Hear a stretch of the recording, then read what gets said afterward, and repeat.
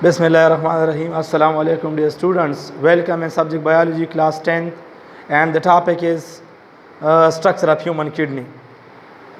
Previous lecture में हम discuss कर रहे थे स्ट्रक्चर ऑफ ह्यूमन किडनी। तो स्ट्रक्चर ऑफ ह्यूमन किडनी में जो बेसिक पार्ट है structure and functional unit of human kidney nephron, तो ये रह गया था। So this is remaining part of the structure of human kidney, that is nephron. वो हमारे साथ नेफ्रॉन है और नेफ्रॉन को अब हम इस लेक्चर में डिटेल के साथ डिस्कस करेंगे। Nephron as you know the main filtering unit of human kidney. Human kidney का जो मेन फिल्टरिंग यूनिट है उसको हम बोलते हैं नेफ्रॉन। नेफ्रॉन स्ट्रक्चरल और फंक्शनल यूनिट है, यानी किडनी जो है किसी से बना है, नेफ्रॉन से बना है। और अगर किडनी फंक्शन कर रहा है तो बेसिकली नेफ्रॉन फंक्शन कर रहा है। तो so we say that nephron is the structural and functional unit of human kidney. There are more than 1 billion nephron in each kidney. हर एक किडनी में 1 बिलियन से ज़्यादा नेफ्रॉन जो है ना वो पाए जाते हैं। आते हैं स्ट्रक्चर ऑफ नेफ्रॉन की तरफ, लेकिन इससे पहले study of kidney is called nephrology. Kidney के स्टडी को नेफ्रोलॉजी बोलते हैं। क्यों? क्योंकि किडनी जो है ना बेसिकली बना है नेफ्रॉन से, और नेफ्रॉन की स्टडी को फिर बोलते हैं nephrology. So structure of nephron हमारा जो बेसिक लेक्चर है वो कंसिस्ट है स्ट्रक्चर ऑफ नेफ्रॉन पे। So nephron consist of 2 basic parts. Nephron बुनियादी तौर पर 2 हिस्सों पर मुश्तमिल होता है। एक को हम बोलते हैं रीनल कार्पसल और दूसरा हमारे साथ है renal tubules. These are the 2 basic parts of nephron. ये नेफ्रॉन जो है ना इन चीज़ों से बना होता है, रीनल कार्पसल से और रीनल ट्यूब्यूल से। Renal corpuscle it is the first part of nephron and consist on further 2 parts. ये रीनल कार्पसल जो है असल में मज़ीद 2 पार्ट्स पर मुश्तमिल होता है। एक को हम बोलते हैं ग्लोमेरुलस और दूसरे को हम बोलते हैं बोमेन कैप्सूल या Bowman capsule, as you wish, जिस तरह आप लोग प्रोनाउंस करना चाहते हैं। बोमेन कैप्सूल भी बोलते हैं और बोमेन कैप्सूल भी बोलते हैं। अच्छा जी, तो ये हमारे साथ है what is renal corpuscle. Glomerulus and Bowman capsule are collectively known as renal corpuscle. Glomerulus को और बोमेन कैप्सूल को हम कलेक्टिवली हम क्या कहते हैं, इसको रीनल कार्पसल बोलते हैं। दूसरा जो हमारे साथ नेफ्रॉन का जो बेसिक पार्ट है उसको हम बोलते हैं रीनल ट्यूब्यूल्स। इसको रीनल ट्यूब्यूल क्यों बोलते हैं? रीनल का मतलब है, ये तो मैंने आप लोगों के साथ आप लोगों को बताया था कि रीनल का मतलब जहाँ पर भी लफ्ज़ आता है तो इसका मीनिंग और मतलब होगा किडनी, गुर्दा। और ट्यूब्यूल्स ट्यूब को कहते हैं, tubes. These are the you are looking in diagram, these are tubules. So renal tubules are further are of 3 types. Renal tubule हमारे साथ 3 टाइप्स के होते हैं। एक को हम बोलते हैं प्रॉक्सिमल कन्वोल्यूटेड ट्यूब्यूल्स, दूसरा हमारे साथ है loop of Henley. Loop of Henley ये हमारे साथ बेसिकली ट्यूब है, लेकिन ये फॉर द फर्स्ट टाइम एक साइंटिस्ट ने इस पोर्शन को डिस्कवर किया था, इसलिए इन हिज ऑनर अपनी इज्जत के तौर पर उसने इसका नाम रखा लूप ऑफ हेनले। और दूसरा हमारे साथ है डिस्टल कन्वोल्यूटेड ट्यूब्यूल। तो proximal convoluted tubule, loop of Henle और distal convoluted tubule, these are 3 types of tubes and these are collectively known as renal tubules, but this is the second part of the nephron। तो nephron का ये दूसरा part है। फिर आप लोगों के साथ आप लोगों के साथ समरी वाले पॉइंट्स आपके साथ शेयर करना चाहता हूँ कि नेफ्रॉन हम टॉपिक डिस्कस कर रहे हैं नेफ्रॉन का स्ट्रक्चर। नेफ्रॉन जो है ना मेन फिल्टरिंग यूनिट है किडनी का। यूरिन फार्मेशन में और टॉक्सिक मटेरियल के रिमूवल में इसका काफ़ी किरदार होता है। बेसिकली नेफ्रॉन 2 पार्ट्स से मुश्तमिल, renal corpuscle, renal tubules. Renal corpuscle 2 parts से मुश्तमिल होता है, ग्लोमेरुलस और Bowman capsule. Renal tubule further 3 parts से मुश्तमिल होता है, proximal convoluted tubules, loop of Henle और डिस्टल कन्वोल्यूटेड ट्यूब्यूल्स।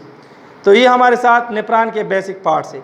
अब आते हैं डायग्राम की तरफ और स्ट्रक्चर की तरफ। यहाँ पर आप लोग ये जो कप शेप स्ट्रक्चर देख रहे हैं, इसको हम बोलते हैं बोमेन कैप्सूल। बोमेन ये भी असल में एक साइंटिस्ट का नाम था, फॉर द फर्स्ट टाइम उसने डिस्कवर किया था, इसलिए उसने इन हिज ऑनर उसने अपना इस पोर्शन का अपना नाम बोमेन कैप्सूल रखा। ये बेसिकली एक कप शेप स्ट्रक्चर होता है। यहाँ पर आप लोग देख रहे हैं ये जो नेटवर्क है, this is the network of capillaries, ये ब्लड कैपिलरीज है, ये हमारे साथ रीनल आर्टरी है और ये हमारे साथ रीनल वेन है। Renal corpuscle first part of the nephron consist of glomerulus and Bowman capsule.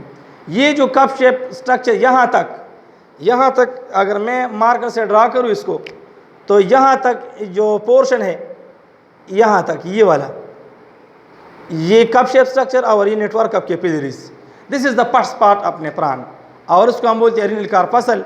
इसको हम कलेक्टिवली इन टू पार्ट्स को, यानी बोमेन कैप्सूल को और ग्लोमेरुलस को कलेक्टिवली हम क्या बोलते हैं, रीनल कार्पसल बोलते हैं। ग्लोमेरुलस पर क्या चीज़ है और बोमेन कैप्सूल क्या चीज़ है, तो बोमेन कैप्सूल या कैप्सूल जो है ना, ये हमारे साथ कप शेप स्ट्रक्चर है और ग्लोमेरुलस जो है ना, ये नेटवर्क ऑफ कैपिलरीज है। लेकिन ये तादाद में कितने होते हैं नंबर्स में, this is the network of 12 capillaries, ये हमारे साथ नंबर में 12 होते हैं। It is a network of 12 capillaries. बाज़ औक़ात ऑब्जेक्टिव में आते हैं कि ग्लोमेरुलस में कितने ब्लड कैपिलरीज होते हैं, तो 12, ये आप लोग को याद होना चाहिए। यहाँ पर ग्लोमेरुलस का फंक्शन क्या है, process of urine formation next topic आ रहा है, उसमें हम डिटेल के साथ डिस्कस करेंगे कि ये जो ग्लोमेरुलस है इसका फंक्शन क्या है और बोमेन कैप्सूल इसका फंक्शन क्या है। अभी तो हम सिर्फ डिस्कस करें नेफ्रॉन के बेसिक पार्ट्स और स्ट्रक्चर, फंक्शन हम नेक्स्ट लेक्चर में डिस्कस करें, जो कि टॉपिक हमारे साथ है प्रोसेस ऑफ यूरिन फॉर्मेशन। उसमें हम नेफ्रॉन का जो फंक्शन है बेसिकली उसको डिस्कस करेंगे। अच्छा जी, ये जो रिमेनिंग पोर्शन आ रहा है ये वाला, इस लाइन से लेकर यहाँ तक, इस लाइन से या इस ट्यूब से लेकर ये जो आप लोग को यहाँ पर जहाँ पर मैंने उंगली रखा है, यहाँ से लेकर ये जो ट्यूब आपको नज़र आ रहा है ये वाला, ये सारा यहाँ तक, इसको हम बोलते हैं रीनल ट्यूब्यूल्स। ये और this is the second part of nephron, ये नेफ्रॉन का बेसिक और सेकंड पार्ट है। अच्छा जी, ये फिर कंसिस्ट होता है 3 ट्यूब्स पर। एक को हम बोलते हैं प्रॉक्सिमल कन्वोल्यूटेड ट्यूब्यूल, दूसरा हमारे साथ है लूप ऑफ हेनले और तीसरा हमारे साथ है डिस्टल कन्वोल्यूटेड ट्यूब्यूल।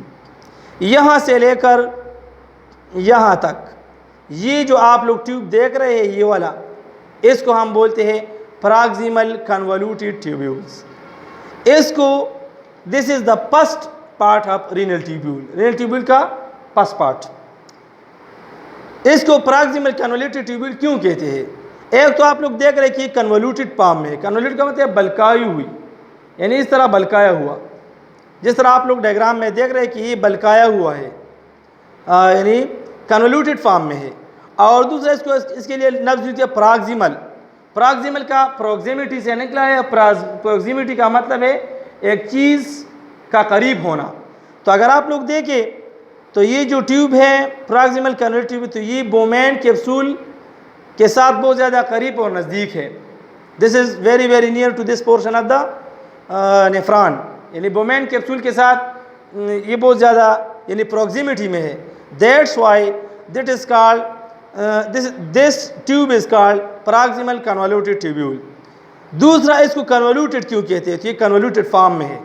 अब इसमें लॉजिक क्या है, science based on logic, science हमेशा लॉजिक पे बेस्ड। इसमें लॉजिक क्या है कि यानी स्ट्रेट फॉर्म में क्यों नहीं है, सीधा क्यों नहीं है। So it provide ample time for reabsorption.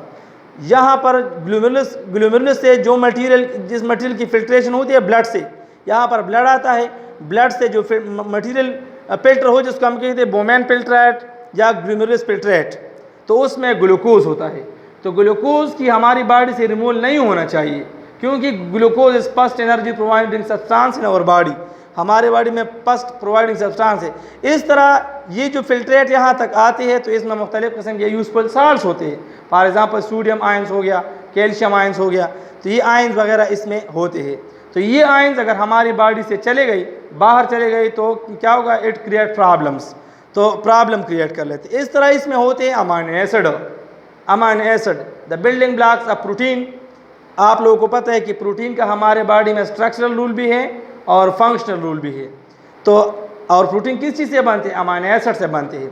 तो अगर अमाइनो एसिड हमारी बॉडी से निकल गई तो प्रॉब्लम क्रिएट करेगा, यानी हमारे बॉडी के लिए नुकसानदेह होगा।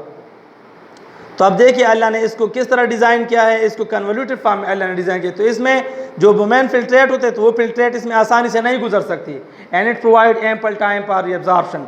यहाँ पर दोबारा यानी ग्लूकोज हो गया, अमाइनो एसिड्स हो गए, मुख्तलिफ किस्म के यूजफुल साल्ट्स, वो दोबारा जो है ना ब्लड में एंटर हो जाती है। यहाँ पर ब्लड से फिल्टर, यहाँ पर दोबारा इसमें यानी इसकी अपलोडिंग होती है, दोबारा जो है ना लोड हो जाती है किस चीज़ में, हमारे ब्लड में दोबारा चले जाती है। लेकिन ये वुमेन फिल्ट्रेट, इसमें जो है ना अमोनिया भी होता है और इसमें जो है ना यूरिया ये मटेरियल भी होती है, लेकिन यूरिया और अमोनिया ये हमारी बॉडी के नहीं होना चाहिए। तो ये सोल्यूशन पाम में यहाँ तक आते हैं, यहाँ से लेकर डिस्टल कन्वोल्यूटेड ट्यूब्यूल तक पहुँच जाते हैं। इसके बाद कलेक्टिंग डक्ट में, पेल्विस में, पेल्विस के बाद ये यूरेटर में चले जाते हैं, यूरेटर के बाद यूरिनरी ब्लैडर में, हमारी बॉडी से जो गंदे मवाद होते हैं यूरिन की शक्ल में हमारी बॉडी से निकल जाते हैं थ्रू यूरिनेशन, यानी पेशाब करने वाला जो प्रोसेस है उसको यूरिनेशन बोलते हैं। तो यूरिनेशन के दौरान हमारी बॉडी से यूरिन निकलता है, और यूरिन कहाँ से आता है, ब्लड से आता है। तो उसमें जो हमारे बॉडी में जो यानी ब्रेकडाउन प्रोडक्ट्स होते हैं, हम मेडिसिन खाते हैं, उस मेडिसिन की जो गंदे मवाद बनते हैं तो हमारे बॉडी से यूरिन के ज़रिए बाज़ औक़ात निकल जाते हैं, यूरिया हो गया, अमोनिया हो गया, ये सारे। तो हम डिस्कस किया रीनल ट्यूब्यूल का first portion proximal convoluted tubule. तो मैंने आप लोगों के साथ यानी इसकी एक्सप्लेनेशन कर दी कि इसको प्रॉक्सिमल क्यों कहते हैं, कि ये वेरी वेरी नियर है टू वुमेन कैप्सूल, और दूसरा कन्वोल्यूटेड फॉर्म में है। कन्वोल्यूटेड फॉर्म में क्यों है मैंने आप लोगों के साथ काफ़ी डिटेल के साथ डिस्कस किया। They can provide ample time for reabsorption of useful substances. इसके बाद यहाँ से लेकर यहाँ तक आप लोग जो यू शेप स्ट्रक्चर देख रहे हैं, इसको हमको बोलते हैं loop of Henle. For the first time there was a scientist who discovered this portion, so in his honour he named this portion loop of Henle. तो अपने यानी इज्जत के तौर पर इस पोर्शन का उसने अपना नाम रख दिया, इस पोर्शन का नाम है लूप ऑफ हेनले। यहाँ पर लूप ऑफ हेनले में मुख्तलिफ़ किस्म के यानी यूरिन की और इन चीज़ों की एसिडिटी बेसिडिटी कंट्रोल की जाती है, ये फिर हम नेक्स्ट लेक्चर में डिस्कस करेंगे। तो this is the second part of the renal tubules, और इसको हमको बोलते हैं यहाँ से लेकर यहाँ तक ये जो यू शेप स्ट्रक्चर है इसको हम बोलते हैं renal tubule, sorry loop of Henle. तीसरा, third and last portion of the renal tubule, that is distal convoluted tubule. As the name indicate, distal का मतलब है डिस्टेंस से निकले, काफ़ी पास से पर। तो आप लोग अगर देखें तो यहाँ पर ये ट्यूब भी है, ये भी कन्वोल्यूटेड फॉर्म है। यही मतलब इसका जो फंक्शन है यहाँ पर भी इस कन्वोल्यूटेड ट्यूब्यूल का यही एक फंक्शन है। अच्छा जी, तो डिस्टल कन्वोल्यूटेड ट्यूब्यूल इसको क्यों कहते हैं, क्योंकि अगर आप लोग देखें तो ये जो डिस्टल कन्वोल्यूटेड ट्यूब्यूल है, it is very far from glomerulus and women capsule. Nephron का जो फर्स्ट पार्ट है अगर आप लोग देखें तो ये जो डिस्टल कन्वोल्यूटेड ट्यूब्यूल है ये काफ़ी पास वे पर है, इसलिए इसका नाम रखा गया है डिस्टल कन्वोल्यूटेड ट्यूब्यूल, और ये भी कन्वोल्यूटेड फॉर्म में है तो इसलिए इसका नाम रखा है डिस्टल कन्वोल्यूटेड ट्यूब्यूल।